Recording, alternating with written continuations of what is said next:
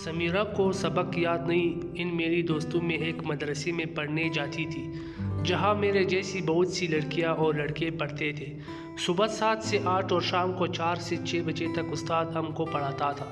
ہمارا استاد بہت ہی سخت مزاج تھا، وہ چھوٹی چھوٹی غلطی پر مار کر چھڑی اتار دیتا تھا، تو اس کو بہت مار پڑی کہ ہمارے مدرسے جانے سے انکار کر دیا۔ میں نے اس کو سمجھایا اور دلاسا دیا تو وہ میرے ساتھ دوبارہ جانے پر مان گئی، لیکن ڈر کی وجہ سے اس کو سبق بھول چکا تھا۔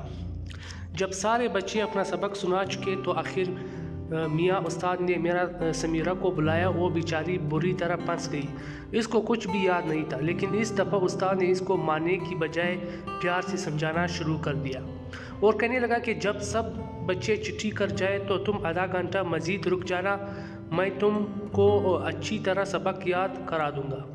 استاد کا نرم رویہ دیکھ کر سمیرہ خوش ہو گئی۔ پھر چھٹی کے وقت ہم سب بچے گھر چلے گئے، لیکن سمیرہ مدرسے میں ہی رک گئی۔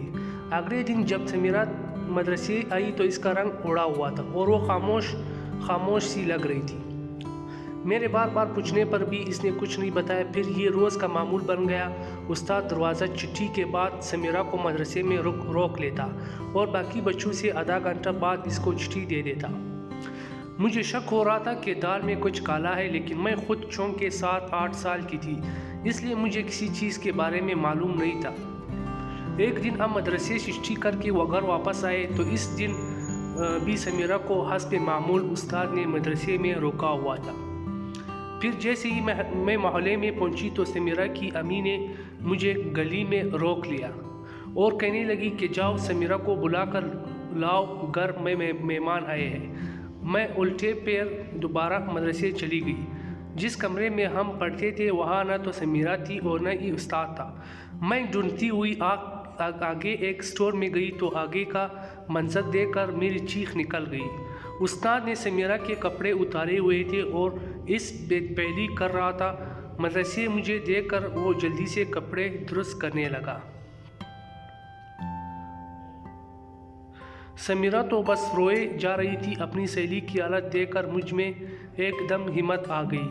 میں نے سمیرہ کو وہاں سے اٹھایا۔ اس نے جب کپڑے ٹھیک کیے تو جیسے ہی میں اس کو بازو سے پکڑ کر گھر کی طرف جانے لگی تو استاد نے ہمارا راستہ روک لیا اور کہنے لگا کہ اگر کسی کو کچھ بتایا تو تم کو اتنی مار پڑے گی کہ ساری زندگی یاد رکھو گی۔